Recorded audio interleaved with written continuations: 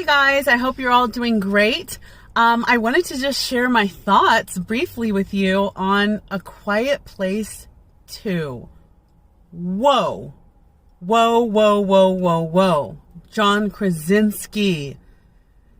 I honestly believe that in the next 10 years, he's going to bring us some of the best films we've ever seen.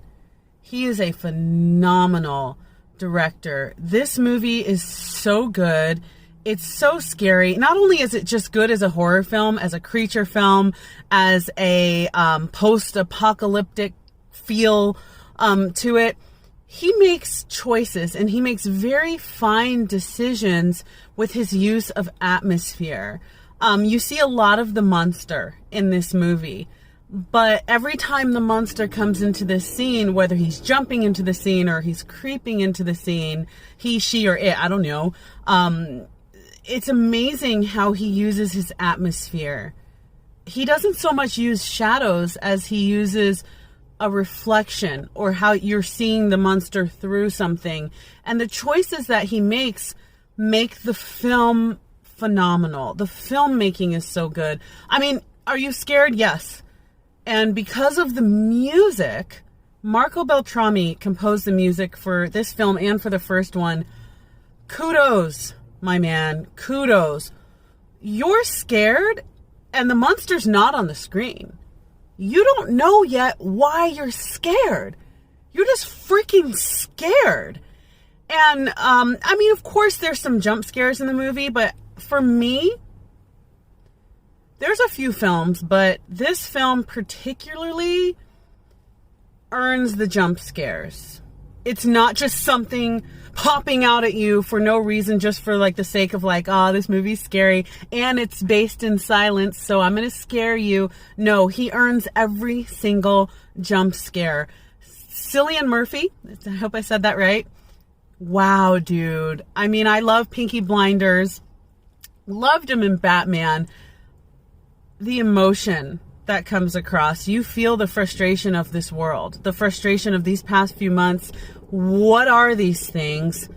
My family is gone. What does survival even look like? What does trying to live even look like in this world? And Cillian Murphy does such a fantastic job of that. Oh, the young lady in the film. Wow. In the first film, the one that plays his daughter, John Krasinski's daughter, I was like, she's wonderful. I love this kid. Really good acting from a child. She really helps us to understand the perspective of someone who doesn't have hearing and what terror can mean for them. Because it's one thing we consider in films where there's noise, and then when it's silent, you're like, it shouldn't be silent. But for her, it's always silent. So seeing things from her perspective bring a new take on the genre completely. There's so much that happens within the silence of this film. And we all got that from A Quiet Place 1, the original film. We all understood that. And that's why for so many of us that love it. But in this film, in this circumstance, the second go round, finishing the telling of the story, or I shouldn't say finishing it, continuing the telling of the story, the silence is a character in and of itself. And I feel like silence has been used in horror, especially in creature films, but this film uses it in just such a brilliant way. You guys, do yourself a favor. Don't stream this at home if you feel comfortable. It's still a pandemic. I get it. Whether you want to be vaccinated or not, or want to go out in public. If you can, please see this in the theater. If you can. If you can't, turn the lights out at home, put the kids to bed. It's going to freak them out.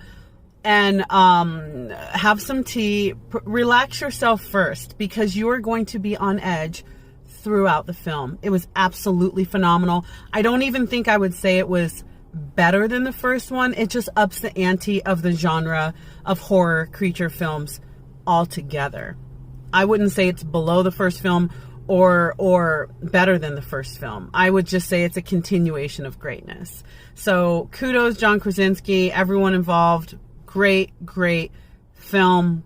Go out and scare yourselves. Have fun seeing A Quiet Place too.